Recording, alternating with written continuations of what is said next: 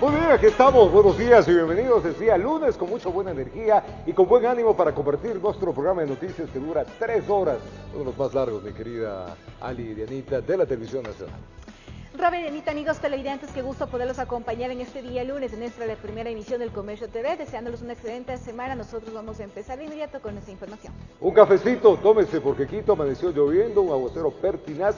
Hay algunas vías que están cerradas y que es importante que usted la sepa. Hay vías en la Santo Domingo, está cerrada a esta hora por problemas justamente de lluvia. La Tacunga Maná también está cerrada, Maná Huango, la vía que une La Esperanza y Maná, todo esto producto de las lluvias de la madrugada, que hay un pertinaz aguacero en toda la serranía y eso ha hecho que las vías estén mojadas. Hay accidentes de tránsito en Quito, así que tengan la bondad, maneje con cuidado. Hay que manejar con cuidado, con responsabilidad para evitar un accidente, así que por favor tome todas las precauciones del caso al salir de su casa. Empezamos contándoles precisamente que la provincia Sáchila está conmocionada tras el asesinato del exgobernador Héctor Aguavil, quien aparentemente fue baleado por sicarios. Los restos serán sepultados este lunes. Recibe 5 disparos y entre ellas el disparo que le da cerca del corazón, que le pasan rozando, ¿sí? Le revienta el pulmón. Me imagino que al agachar, al recibir el impacto, recibe el otro disparo en el cráneo y viene a insertarse. Sicarios a bordo de una motocicleta llegaron hasta la casa del exgobernador Sáchila, Héctor Aguavil, y acabaron con su vida en cuestión de minutos. Yo gritaba y le pedía a Dios que me ayude. De ahí le cogí del brazo y le quise sentar, pero era muy tarde porque ya le cogí el pulso y ya se me fue y comenzó a vomitar sangre. Este hecho violento conmocionó a la provincia 23, pues la víctima era un conocido poné o líder espiritual, además de político y defensor de la cultura de su etnia. Que también ha sido el gestor en donde dio el nombre que esta provincia se llamara Santo Domingo de los Sáchilas.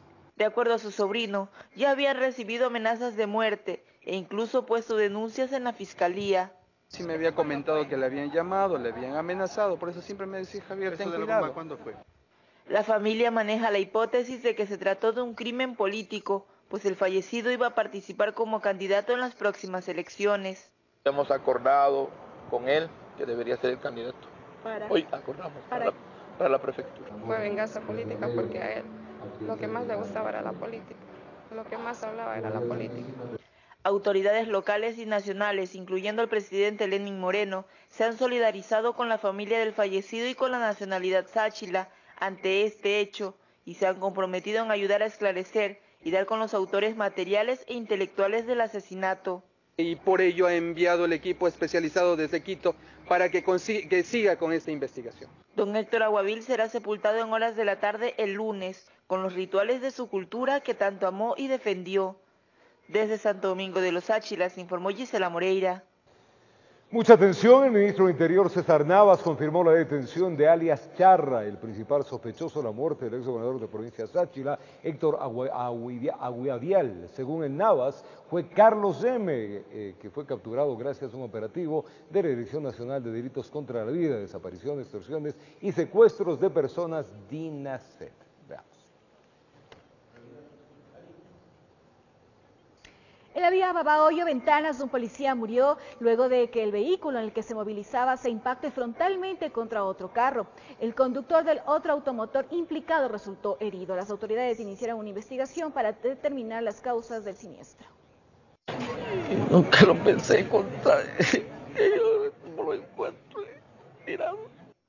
Es el dolor de un padre tras reconocer a su hijo en la morgue de Babahoyo. El policía de 28 años, Ricky García Laje, quien regresaba a su hogar luego de su jornada laboral en el destacamento de Pascuales en Guayas, circulaba por la vía Babahoyo-San Juan cuando su vehículo sufrió un choque frontal excéntrico contra otro auto que quedó en la cuneta. Aparentemente los dos viajaban solos. El uno murió, el otro tiene lesiones, como les dije. Los carros estaban fuera de la calzada, producto del impacto. El conductor del auto negro se encuentra asilado en una casa de salud con custodia, mientras que el cuerpo del hasta su hogar en Echandía. El policía Ricky Laje tenía 5 años en la institución y se encontraba realizando el curso para ascender a cabo segundo. Nosotros estilamos en los honores de reglamento un velatorio con un servicio de guardia y de cuerpo presente, en donde los oficiales que están esperándole ya en Echandía están preparando ese velatorio como corresponde. La CTE y la Fiscalía realizan la investigación para determinar cómo se produjo el percance entre estos dos vehículos. Mi hijo es un excelente muchacho, obediente, todo. Desde Los Ríos informó Odette Camacho. Son las 7 de la mañana en punto, 6 en punto, allá en Galápagos, en circunstancias que están bajo investigación. Un choque entre una camioneta y una buseta de transporte escolar dejó como saldo un muerto y 10 personas heridas, quienes fueron llevados al Hospital General allá en El Puyo. El hecho se registró en la vía Puyo-Macas. Una nueva víctima mortal deja un accidente de tránsito registrado en Pastaza. Ocurrió cerca del límite con Morona Santiago en la vía Puyo-Macas. A la altura de la población de Chubitayu, una camioneta chocó contra una buseta de transporte escolar. Se trata de un choque lateral angular entre una buseta de color amarilla y una camioneta, producto del cual lamentablemente podemos lamentar el fallecimiento de una persona, el copiloto de la camioneta, de acuerdo a la ubicación de encontrar los indicios. Bomberos de la unidad de Shell llegaron al lugar para extraer el cuerpo de entre los fierros retorcidos de la cabina, que quedó totalmente destruida, producto del violento impacto.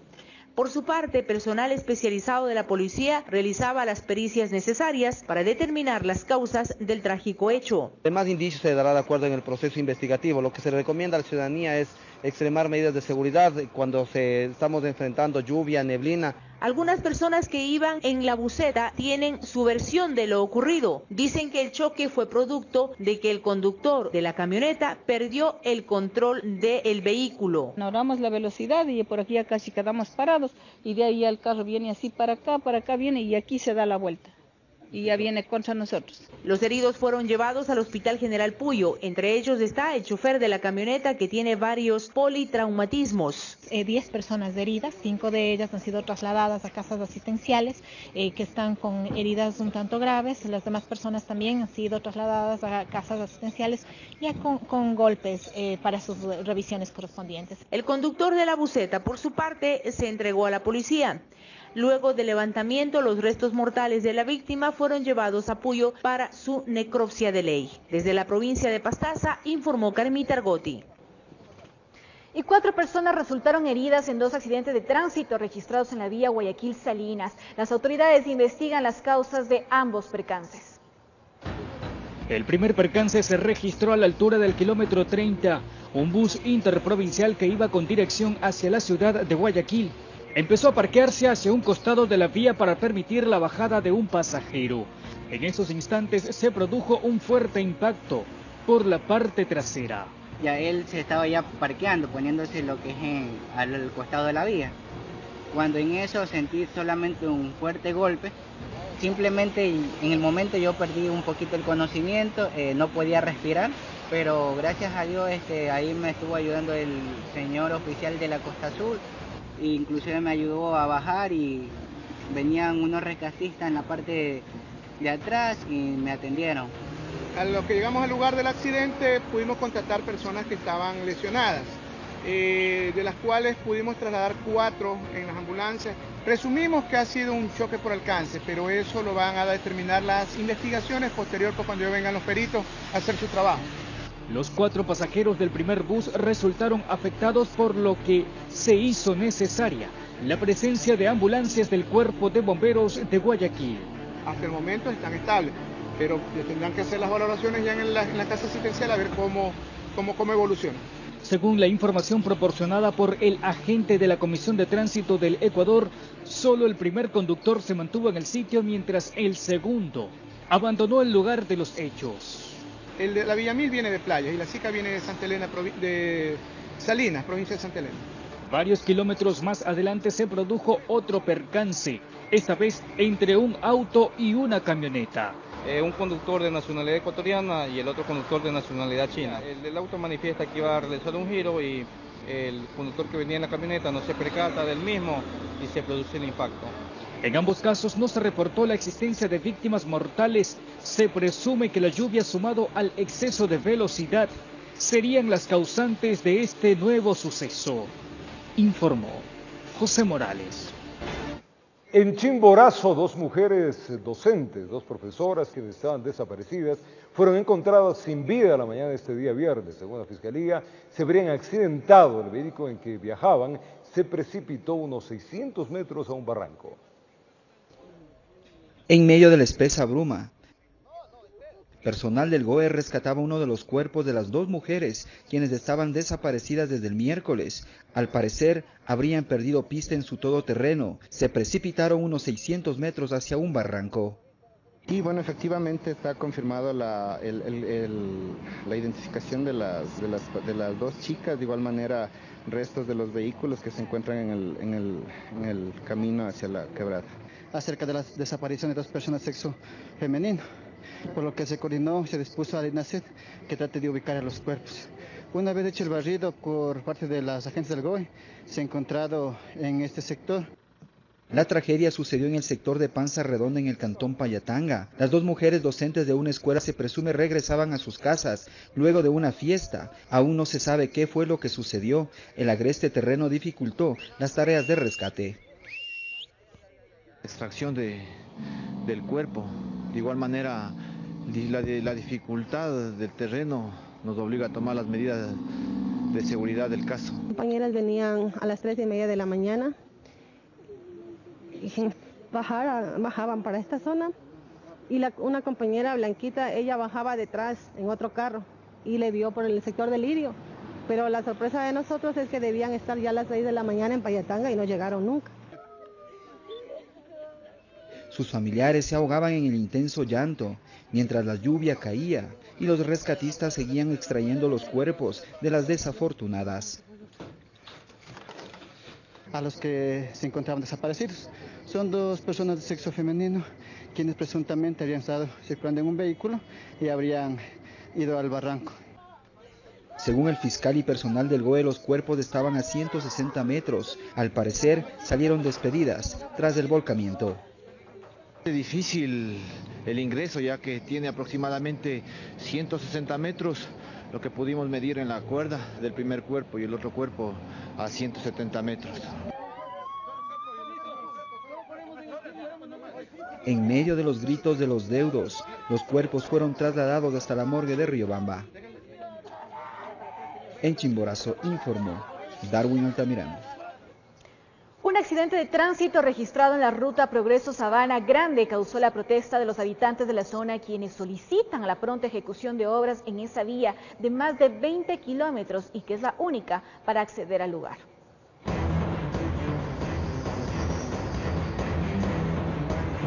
Un pesado vehículo que pretendió llegar hasta Puerto Sabana Grande perdió el control y terminó hacia un costado de la vía. Se colapsó prácticamente, estuvo a punto de volcarse el tráiler, unos camiones también se quedaron enterrados. Un tráiler, una volqueta y como 3 transportes grandes se quedaron atravesando este camino y era difícil. El percance se registró la mañana del sábado en la vía entre Progreso y Sabana Grande, situación que lleva a los comuneros de la zona a solicitar la pronta aplicación de una carpeta asfáltica para evitar accidentes de este tipo. Así como está un poco difícil el camino porque el invierno lo ha dañado todo, ¿no? Todos los días tenemos que entrar y salir y la verdad es que se nos hace un poco difícil porque a veces los carros se dañan. Puerto Sabana Grande es la localidad donde el pasado 15 de diciembre se reportó la intoxicación masiva de más de 150 personas por ingerir un arroz con pollo. Esa vía de 20 kilómetros es la única que les permitió a las unidades de socorro llegar hasta el poblado, pero el deterioro de la ruta generó demoras a los equipos de primeros auxilios. Las calles, las carreteras se arreglan en verano, no en el invierno. Usted el lodo no puede compactar. Informó José Morales. ¿Recuerdan ustedes al conductor del bus de transporte público que utilizaba el celular mientras conducía? Esto fue publicado en las redes sociales. Fue separado definitivamente de la cooperativa a la que pertenecía. Esta medida fue adoptada tras el incumplimiento de la verificación de la ley de tránsito. La infracción fue reportada a través de un video que se vio ampliamente en diferentes medios digitales.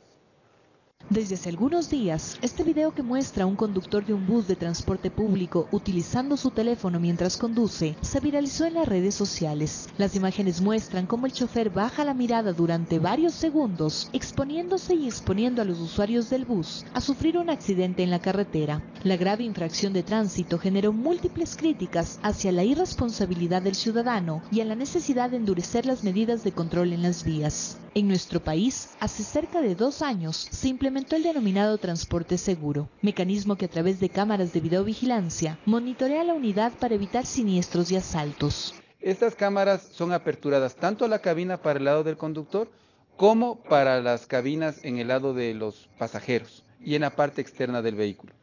Esto nos ayuda fundamentalmente justamente para identificar maniobras peligrosas, excesos de velocidad, uso de dispositivos móviles. A través de este método, la Policía Nacional, quien es la encargada de controlar el tránsito en las carreteras, ha podido sancionar a las unidades y cooperativas que incumplen la ley. En este año, una en lo que va del año.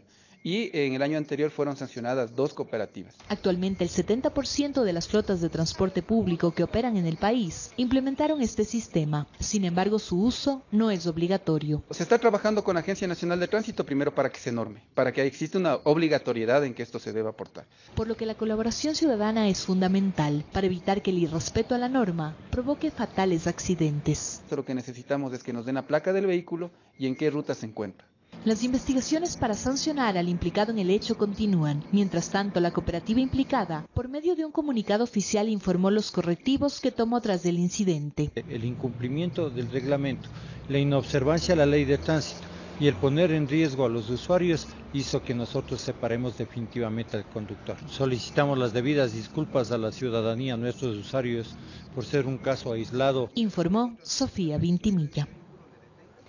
En otro tema les contamos que patrullas de las Fuerzas Armadas del Ecuador respondieron al ataque de un grupo armado a un desconocido que se encontraba en el sector del PAN en el cantón San Lorenzo, provincia de Esmeraldas. Militares ecuatorianos lograron capturar a una persona que ha sido puesta a órdenes de las autoridades para investigaciones.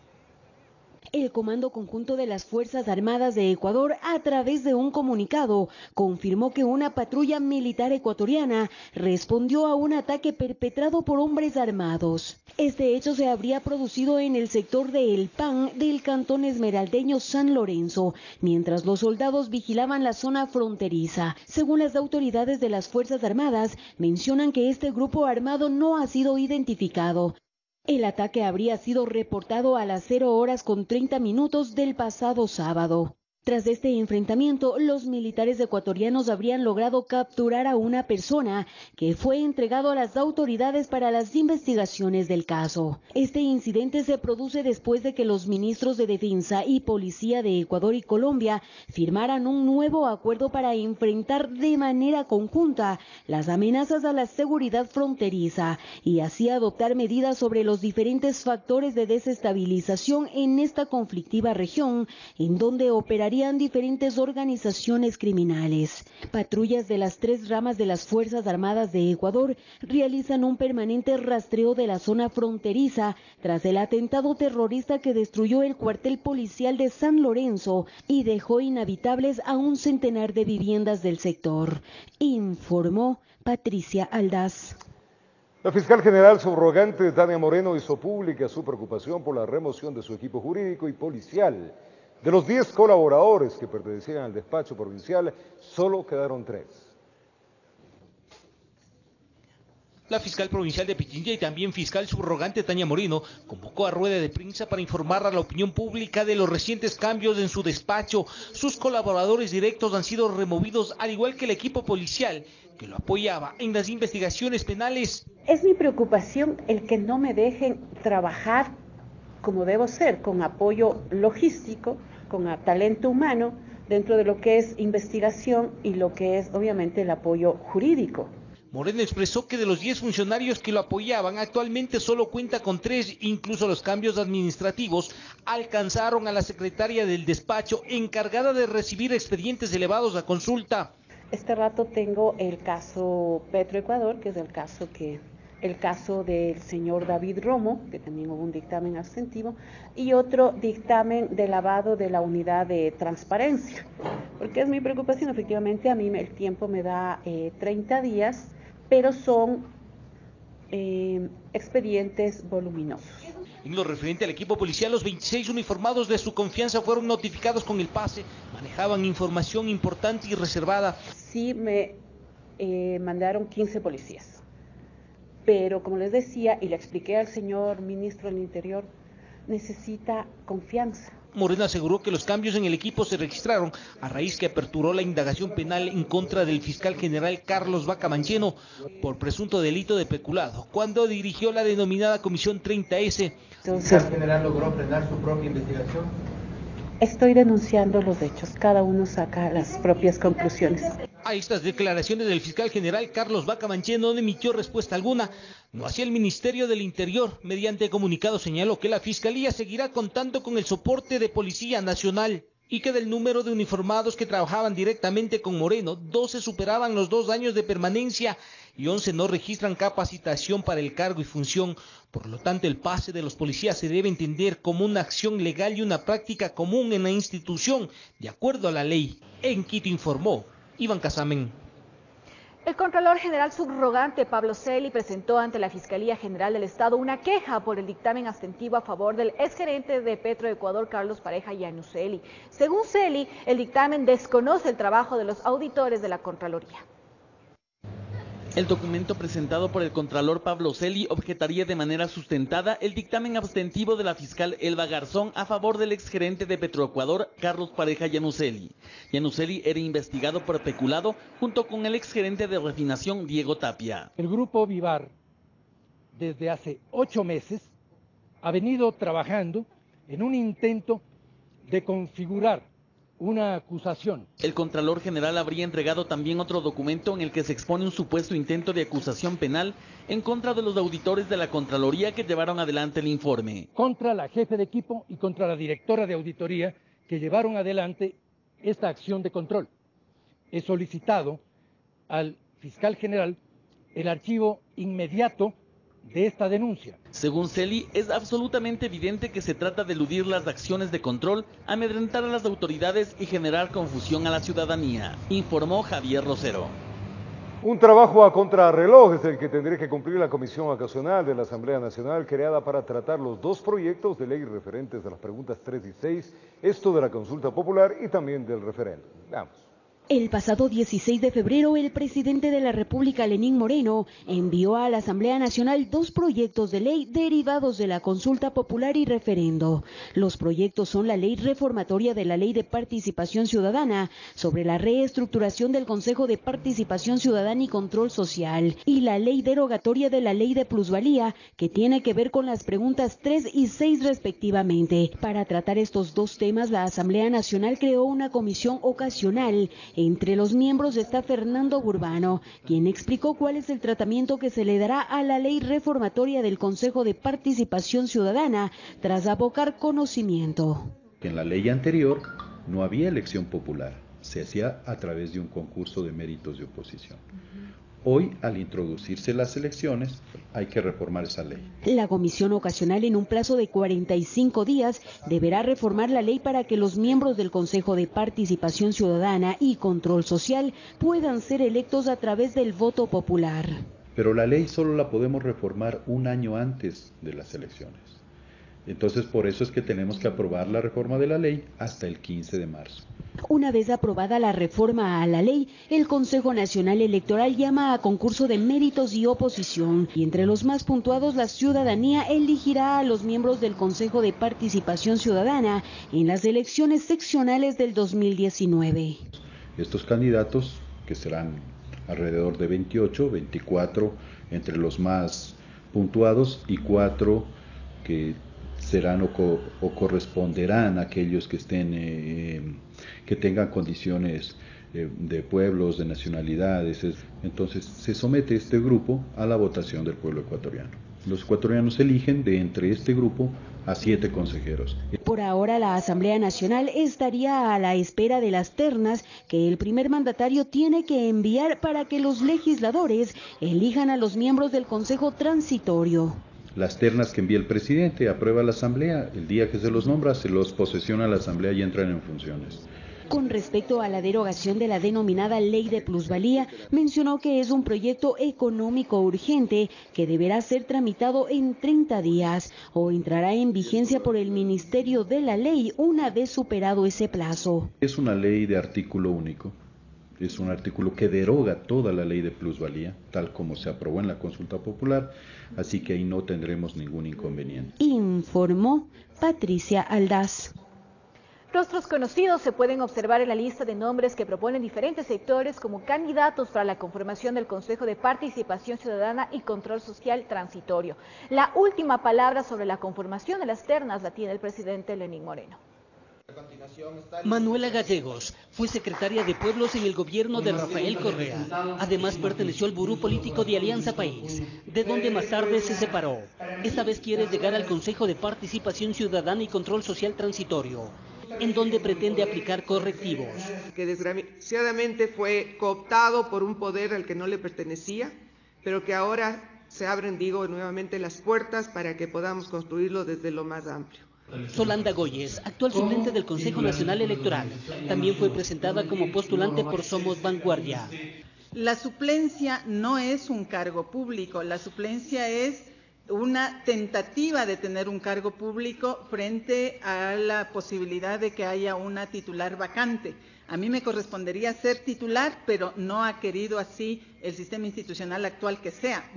El Frente de Organizaciones Nacionales Inmigrantes FONIN le apuesta a personajes quizás poco conocidos. El gobierno nos ha dado la oportunidad de poder reinstitucionalizar, reestructurar y perfeccionar la naturaleza para el cual fue concebido el quinto poder. Ellos saben que el haber estado vinculado a partido político sería una desventaja. El momento de la selección. Tomar la palabra al presidente de la República que este Consejo de Participación Ciudadana tiene que estar lleno de personas intachables que no tengan delitos o han sido señalados por algún tema de corrupción. Responsabilidad será del presidente Lenín Moreno escoger a personajes conocidos involucrados en anteriores gobiernos o a gente nueva que le ayude a impulsar los cambios que pretende, informó Héctor Romero. Contarles que los problemas de algunas mesas legislativas ya generan reacciones, mientras el oficialismo propone crear comisiones ocasionales para reemplazar temporalmente a las existentes. En la ala correísta rechazan la medida. Crear comisiones paralelas a las que ya existen es la propuesta que José Serrano, el presidente de la Asamblea Nacional, ve como una posibilidad para no permitir lo que él denomina entrampamiento en las mismas. Y un entrampamiento de esas comisiones por temas ya de índole personal, pues no lo vamos a permitir. Y si es necesario, Gonzalo, crearemos comisiones ocasionales, permanentes, para que traten esos temas. Estas declaraciones las realiza luego de que tanto en la Comisión Legislativa de Educación como de Asuntos Internacionales, sus integrantes no reconocieran el accionar de quien los preside, Augusto Espinosa y Doris Solís respectivamente, ambos integrantes del ala correísta. Lo fundamental es la gobernanza legislativa. Aquí no estamos, Gonzalo, por la troncha, aquí no estamos por el reparto, aquí necesitamos que las comisiones trabajen. Asambleístas del oficialismo y quienes pertenecen a la oposición respaldan la iniciativa. Creo que es muy valedero, está apegado en la ley de que se puedan ejecutar comisiones ocasionales para darle viabilidad y un trabajo un poco más eficaz en las leyes que el país necesita. El Pleno de la Asamblea Nacional es el máximo organismo y por lo tanto, ese es otro camino. Debemos tomar en resolución el camino de reestructurar todas las comisiones. Pero quienes no están de acuerdo son quienes lideran el sector correísta. Ellos señalan que hay que respetar la institucionalidad y defienden a sus compañeros que presiden dichas mesas legislativas. Sé que esa sería la peor decisión que se podría tomar. La pregunta es ¿cuántas comisiones queremos tener entonces? 12 formales y 12, digamos, ad hoc. Queremos tener 25 comisiones, queremos tener 48 comisiones, vamos a tener comisiones de 2 miembros, de 3 miembros. A los compañeros Augusto, Doris, que han sido objeto durante estas últimas semanas de incidentes, tienen todo el absoluto respaldo, pero también le emplazo al pueblo ecuatoriano para que evidencien quiénes son los que están atrás de un boicot permanente. De las 12 comisiones permanentes, 6 están presididas por asambleístas del oficialismo, 5 cercanos al correísmo y 1 a la oposición. En Quito informó Andrea Orbe. 5 ejes son los que marcan la agenda legislativa de la bancada correísta. Ellos propusieron la creación de nuevas leyes y la reformación de otras normativas, entre las que se encontraría la Ley de Comunicación. Para la bancada autodenominada Revolución Ciudadana, el tema de la consulta popular está ya dado y por ello, dicen, es necesario que se ponga sobre la mesa una agenda legislativa. Ellos proponen crear leyes en 5 ejes. Vinculado con el desempleo, nosotros traducimos esto con la necesidad de legislar para el empleo de calidad. El segundo elemento, los temas de economía y producción. Un tercero tiene que ver con los temas de seguridad y combate a la delincuencia. Un cuarto tiene que ver con los temas de corrupción. Y un quinto tiene que ver con la garantía de derechos y la disminución o erradicación de la pobreza. En la proposición se encuentra la creación de 15 leyes, de entre ellas para el emprendimiento juvenil. Además, un nuevo código de trabajo, mejoras a la Ley de Economía Popular y Solidaria y más. Vemos que el desempleo es la principal preocupación de nuestros ciudadanos, ¿verdad? Y en ese sentido va la inseguridad, etcétera, etcétera. De modo que este plan está específicamente enfocado a esa preocupación. Las reformas también están dentro de sus planes. La Ley de Comunicación estaría en la mira. Primero, creemos que la Ley de Comunicación es un mandato constitucional y está ahí. Segundo, creemos que es necesario tener frente a este derecho una ley que lo regule, pero estamos abiertos sí a poder, discutir cuáles serían posibilidades de mejora de esa ley, igual con la Ley de Movilidad Humana, igual con todo un conjunto de temas que tienen que ver con derechos de pueblos y nacionalidades. Explican que con esta agenda pretenden atender los problemas inmediatos de la población, pero a la vez señalan que concentrarán sus esfuerzos en garantizar que tanto la Constitución como las demás leyes se cumplan. En Quito informó Andrea Urbe. El superintendente de Comunicación, Carlos Ochoa, visitó Manabí y se refirió a temas como la sanción que pese en su contra por parte de la Contraloría. Además, habló sobre el llamado a comparecer ante la Asamblea Nacional. Ochoa criticó a sectores que piden derogatoria de la actual Ley de Comunicación. El superintendente de Comunicación, Carlos Ochoa, llegó hasta Puerto Viejo en la provincia de Manabí, donde recorrió las nuevas instalaciones de la entidad. Luego dio una conferencia de prensa donde se refirió a temas como la sanción de la Contraloría del Estado que hizo hacia el funcionario. No se ha podido evidenciar la partida presupuestaria que ha invertido dinero público en Gama Noticias. Hay un pronunciamiento de la Procuraduría en su momento que permitió la creación de un comité de empresa y la compra de acciones del canal Gama TV. Dijo además que acudirá al llamado de la Asamblea Nacional a dar explicaciones sobre sus funciones durante su periodo. La comisión, sé que el día de ayer se han presentado los cargos y acudiremos el próximo viernes a presentar nuestros descargos en la seguridad de que todos y cada uno de los procesos tienen el correspondiente sustento jurídico. Ochoa espera concluir su mandato el próximo mes de octubre. Mi periodo concluye el 15 de octubre del 2018. Además dijo que se cumplirá la ley pese a que existen sectores que piden la derogación de la Ley de Comunicación. Quienes piden la derogatoria de la ley desconocen totalmente la base jurídica de este país. La ley proviene de una constituyente, fue aprobada por la ciudadanía y contó con la aprobación de la Corte Constitucional. En derecho las cosas se deshacen como se hacen. Derogar la Ley de Comunicación no es solamente violentar la ley ecuatoriana, sino los tratados internacionales que prohíben lo que se conoce como regresión de derechos. Desde la provincia de Manabí informó Johnny Armendáriz. Este 18 de febrero venció el plazo para que los movimientos sociales y partidos políticos que participaron en la campaña para la consulta popular y referéndum del pasado 4 de febrero retiren de los espacios públicos la propaganda electoral. Caso contrario, serán sancionados. Así lucen varios espacios públicos y privados, luego que en la última contienda electoral cerca de 45 organizaciones sociales y políticas hicieran campaña por el sí y no de la consulta popular y referéndum. Luego de conocer los resultados definitivos emitidos por el Consejo Nacional Electoral, el municipio de Quito, a través de la Agencia Metropolitana de Control, dio un plazo para retirar la propaganda. De conformidad a la ordenanza 282, tienen un plazo de 10 días, es decir, de finalizado el proceso electoral, para poder retirar la propaganda de los espacios públicos y también de los espacios privados que hubieran tenido convenio, ¿no? Plazo que se vencerá este domingo 19 de febrero. E inmediatamente, el lunes 19, la agencia iniciará las respectivas inspecciones. Las inspecciones tanto a las viviendas como al espacio público. Estas inspecciones que realizaremos después de estos 10 días posteriores serán netamente fotográficas con inspectores en campo. Esta evidencia nos permite a nosotros identificar el partido o el convenio que se hubiera firmado con el propietario de alguna vivienda y iniciar el proceso administrativo sancionador. Las sanciones para organizaciones o movimientos políticos que incumplan con la limpieza de basura electoral dentro de la ciudad alcanzan las 2 remuneraciones básicas unificadas, es decir, $772. El tema aquí es que cuando se apertura un proceso administrativo sancionador por la 282, que básicamente son los 10 días, tenemos las dos remuneraciones básicas. Pero si adicional a eso vemos que se utilizó, por ejemplo, un espacio público con mampostería que no tiene las reglas técnicas, va otro proceso administrativo adicional. La publicidad tenía que ser desmontable, no se debía utilizar engrudo para pegar sobre mampostería, no realizar publicidad en monumentos o lugares considerados como patrimoniales.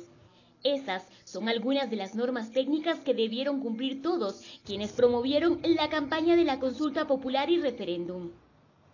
En Quito informó Adriana Rojas. Ecuador prepara la documentación solicitada por la Comunidad Andina de Naciones luego de que Colombia y Perú pidieron que se investigue si la nueva tasa aduanera ecuatoriana viola los principios del libre comercio. A propósito del sexto Gabinete Binacional Ecuador-Colombia, el titular aduanero Mauro Andino llevó la información necesaria para aclarar al gobierno del vecino país que la tasa aduanera implementada el pasado mes no supone ningún gravamen al comercio. Para que se den cuenta que no ha habido ninguna afectación, que es un tema que va para el servicio, mejorar el servicio de aduanero, que eso nos va a facilitar mucho más el comercio. Colombia argumentó ante la CAN que la decisión de Ecuador es contraria al programa de liberación andino y a las normas de la Organización Mundial del Comercio. Sin embargo, el gobierno ecuatoriano defiende la medida. Mientras nosotros podamos, como país, presentar el descargo del para qué es utilizado los 10 centavos, esa tasa aduanera, no habrá ningún inconveniente. Desde el pasado 13 de noviembre, la aduana fijó una recaudación específica de 10 centavos por servicios de control. Este dinero financiará los programas de control de contrabando aduanero. Hasta el próximo 20 de febrero, Ecuador tiene plazo de entregar a la CAN la documentación que sustente la aplicación de la tasa y dicen tener todos los argumentos listos. Hemos sido muy respetuosos de las normas supranacionales, de nuestras normas internas que también nos facultan para poder cobrar una tasa de servicio y sobre eso es lo que hemos procedido. Informó Carolina Basante. Y es momento de irnos a una pausa comercial, amigos televidentes, pero al retornar les contamos que la madre del infante, que fue víctima de un producto químico y resultó con quemaduras de 2º grado, cuenta ya con prisión preventiva. Y también al retornar, la Comisión Ampetra aprobó el informe sobre la investigación del caso de abuso sexual a menores. Esto y más en la primera entrega del Noticiero del Comercio TV en la señal de televisión. Venimos.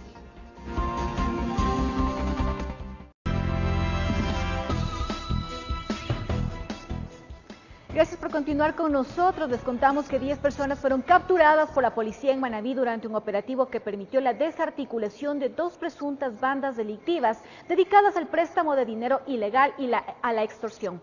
Los allanamientos se realizaron en los cantones de Manta, Montecristi y Puerto Viejo. 2 presuntas bandas delictivas fueron desarticuladas por la policía en Manta. 10 personas fueron detenidas en 9 allanamientos ejecutados por la Unidad Antisecuestro y Extorsión UNACE en los cantones de Manta, Montecristi y Puerto Viejo en la provincia de Manabí. La primera organización delictiva conformada por ecuatorianos y colombianos reclutaba a comerciantes con la finalidad de prestarles ciertas cantidades de dinero. Por ese delito, 7 personas fueron detenidas.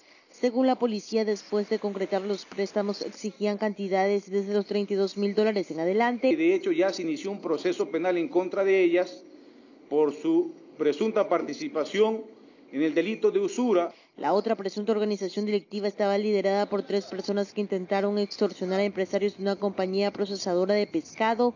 Exigían vía correo electrónico $50.000. Mediante moneda electrónica Bitcoin.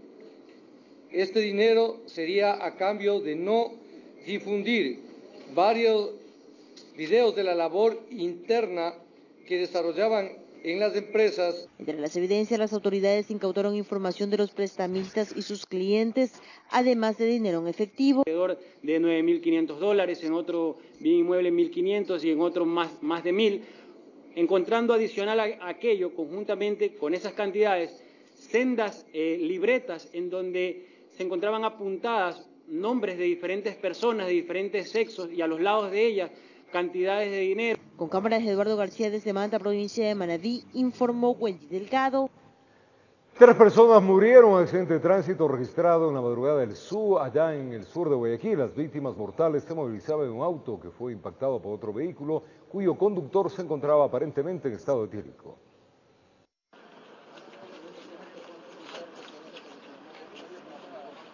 Las víctimas mortales, entre ellas un menor de edad, son integrantes de una misma familia.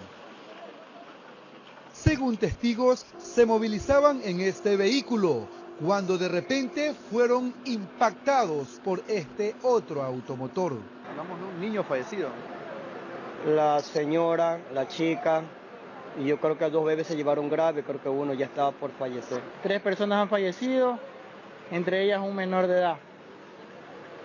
Lo más que se le puede decir al momento, porque tenemos que indagar. Se presume por el momento, por las versiones que dan los testigos presenciales, se presume que es un choque lateral, ¿no? El accidente de tránsito se produjo en el bloque 1 de Unión de Bananeros, en el Guasmo Sur, en Guayaquil. El supuesto responsable del siniestro se encontraba en aparente estado etílico y al parecer venía huyendo. La verdad que dicen que el carro blanco venía corriendo de allá de la línea de la 31, venía para acá. Parece que han venido huyendo, parece que han chocado a alguien, pero parece que los tipos han estado bebiendo los del carro blanco. Y eso me imagino, alcohólicos. Se chocan y los han visto corriendo para allá, los 3, para ese sector de atrás. Y uno de ellos andaba armado. Los fallecidos responden a los nombres de Lorena Azules, de 37 años, su hija Rudy Gracia, de 21, y el pequeño Matthews, de 8 años. Presumiblemente dicen que venía causando otro accidente, entonces vino y causó este accidente también. Pero eso solamente es presunción de las personas que aparentemente dicen que han visto eso, ¿no? Al final, se informó que el posible causante de las muertes fue retenido por la Policía Nacional. Informó Jorge Salazar. Y la madre de la infante, que fue víctima de un producto químico y ha resultado con quemaduras de 2º grado, cuenta con prisión preventiva. La niña de 9 meses se recupera en el Hospital Baco Ortiz. Problemas, resentimientos, desacuerdos entre adultos afectaron a una infante. Supuestamente la madre intentó suicidarse ingiriendo un líquido utilizado para destapar cañerías cuando forcejeaba con su pareja. Este se habría derramado cayendo sobre la pequeña, quien resultó con quemaduras en la espalda y parte de sus piernitas. Intento quitarle que no se tome y ella forcejea y se lanza en su rostro un poco y el poco cae en la pared y eso es lo que derrama en el colchón y le llega a la bebita. Le salpicó. A la DINAPEN le llegó la novedad. Para las diligencias del caso tomó contacto con la madre. La autoridad en la audiencia de flagrancia dispuso prisión preventiva para la mujer de 30 años de edad. Lo que ha habido es tal vez por tema de licor, tema social. Ha habido una disputa, una pelea, una agresión y de lo cual víctima salió la niña. Supuestamente cuando sucedieron las cosas la mujer estaba bajo efectos del alcohol. Ahora será la autoridad competente la que determine si la pequeña cuando sea dada de alta regresa a casa o pasa a un hogar de acogimiento, todo para precautelar su integridad. Nosotros vamos a tratar de que esté en un lugar propicio. Si hay familiares que se puedan hacer cargo de la misma y la jueza lo determine, en buena hora, pero si no hay ningún familiar, tendrá que ingresar en una casa de acogimiento. La infante permanece internada en el Hospital de Niños Baco Ortiz. Estiman que podría abandonar la casa de salud la próxima semana. Todo depende de su evolución. Un certificado médico que se le hizo la valoración por parte del médico legista arroja de 9 a 30 días de incapacidad luego de la valoración. El hecho sucedió en el sector de La Libertad. La menor regresará a casa siempre y cuando la autoridad de la niñez compruebe que el núcleo familiar está en capacidad de garantizar su bienestar. Lo que nosotros tratamos siempre es de salvaguardar la integridad. Un caso donde inocente criatura terminó pagando errores de grandes. En Quito informó Iván Casamen. El primer informe sobre la investigación del caso de violencia sexual en contra de niñas y niños adolescentes en escuelas, colegios del país fue aprobado por la Comisión Especial AMPETRA de la Asamblea Nacional. En este documento han quedado sentadas recomendaciones en el ámbito de prevención, sanción, reparación y alerta temprana para evitar la impunidad. Veamos. El primer informe sobre la investigación de casos de abuso sexual en escuelas y colegios del país fue aprobado con 8 votos afirmativos para la Comisión Ocasional AMPETRA. Con relación al documento, los legisladores presentaron algunas observaciones. Considero la socialización como un tema fundamental para romper ese secretismo que ha caracterizado a esta clase de execrables delitos. Según el asambleísta Franklin Samaniego, el análisis global de casos presentados a la Comisión AMPETRA llegaría a los 170. No pueden seguir quedando en impunidad ciertos casos.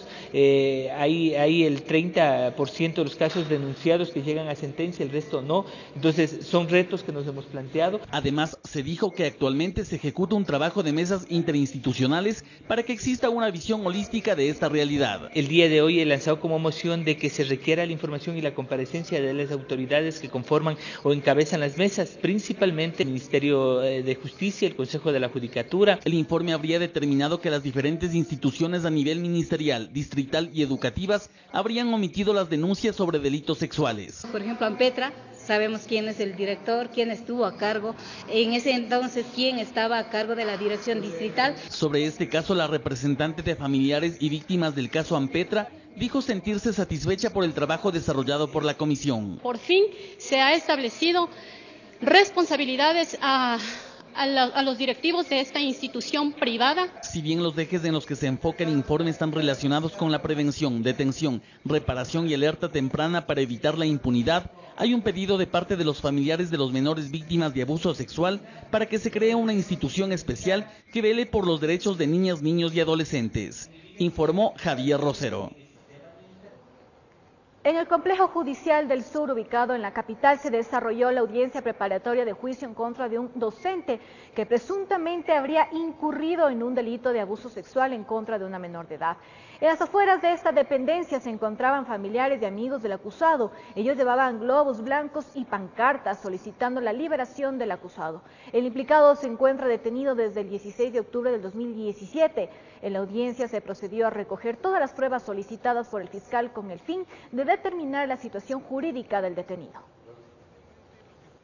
Este fin de semana se realizó un plantón en los exteriores de la cárcel 4 ubicado en el norte de Quito a favor del ex vicepresidente Jorge Glass, quien se encuentra recluido en este centro carcelario tras ser sentenciado a 6 años de reclusión menor por asociación ilícita dentro de la trama de la corrupción de la constructora Odebrecht. Este llamado fue hecho por Cintia Díaz, esposa de Jorge Glass, quien solicitó la libertad de su esposo, ya que a decir de la señora, la sentencia contra Jorge Glass sería inconstitucional porque supuestamente no existe pruebas en su contra. En el plantón causó varios inconvenientes en el tránsito vehicular, por lo que la policía tuvo que desalojar a los manifestantes. Y el municipio de Quito entregó 480 menciones de honor Marieta Ventimilla a los combatientes de guerra. Esto como parte de la conmemoración de los 23 años del conflicto bélico en el Cenepa. Varios combatientes de la guerra del Cenepa recibieron menciones de honor Marieta de Ventimilla por servicios relevantes a la ciudad. Esto como parte de la conmemoración de los 23 años del combate del Cenepa. Nos damos cita para recordar a viejos soldados que no perdieron la seguridad, el juicio, la serenidad ni tampoco la prudencia en los momentos de grandes desafíos que vivía la patria. Los veteranos de la guerra, portando el estandarte nacional y sus uniformes, desfilaron por las calles del centro histórico de Quito, hasta llegar al Palacio Municipal, donde se desarrolló el acto.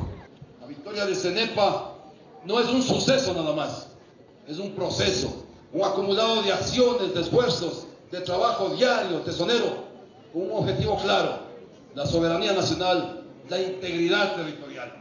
Estas menciones de honor fueron entregadas después de acuerdos municipales y en base a la ley de reconocimiento a los héroes y heroínas nacionales. Hemos ido cumpliendo esta tarea a lo largo de 8 años, compañeros. La vida, Dios y el destino nos permitió ocupar un espacio en el máximo órgano de gobierno de la ciudad. y desde el primer día encaramos este desafío. Según mencionó el concejal y excombatiente del CENEPA, se tendría previsto que las menciones honoríficas se entreguen a los más de 5.000 personas que participaron del combate armado.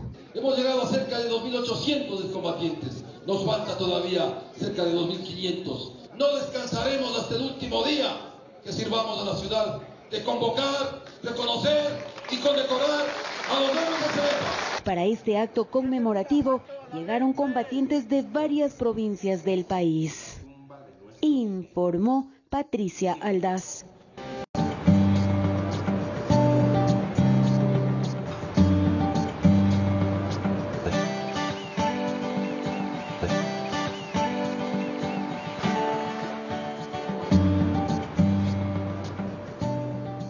Días atrás se celebró justamente el Día Internacional de la Radio en el mundo entero, y en la provincia de Loja una de las galerías más importantes es el Museo Radiofónico, que guarda un legado único que tiene que ver justamente con el maravilloso mundo de la radio. El mantenimiento de objetos antiguos lo ha llevado a ser considerado un referente de cultura para los lojanos, una verdadera joya. Veamos.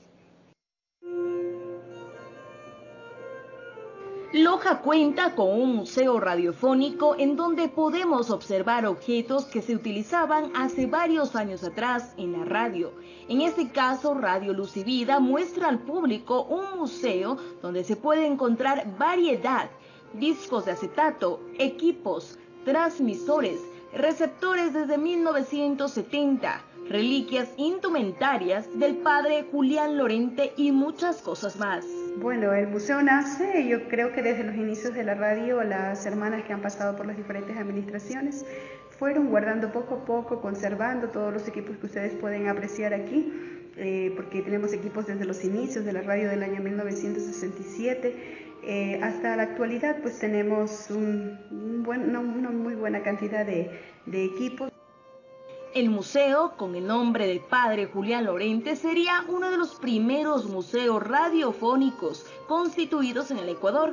Este será un espacio para que futuras generaciones puedan conocer la historia radiofónica de la provincia de Loja. Están las primeras consolas que se utilizaron, los discos magnéticos y los equipos en los cuales eran reproductores de las cintas, ¿no? En los cuales se podían reproducir tanto las cintas magnéticas como luego los discos compactos. Y también pues hemos querido rescatar toda la indumentaria, tanto vestimenta como la parte del ministerio de nuestro fundador, que es el fundador de la Radio Luz y Vida y de nuestra congregación de misioneras sociales de la iglesia, como pudieron apreciar también parte de su vestimenta como sacerdote y parte de su ministerio, los equipos que él utilizaba. Más de $6.000 están invertidos en el mantenimiento de estos equipos, los cuales ya pueden ser visitados por la ciudadanía de Loja y del país. El costo del ingreso es totalmente gratuito. Cada equipo ha marcado su historia. Cuando se recogía la historia de Radio Luz y Vida, veíamos cuántas personas han pasado por aquí y quienes han venido a mirar este museo, dice, yo trabajaba con ese equipo, eso era lo primero que yo utilizaba. Entonces creo que esta idea nace en ese sentir de rescatar cómo ha ido evolucionando la radiodifusión y sobre todo pues desde la parte tecnológica. En Loja informó Marcela Constante Brito.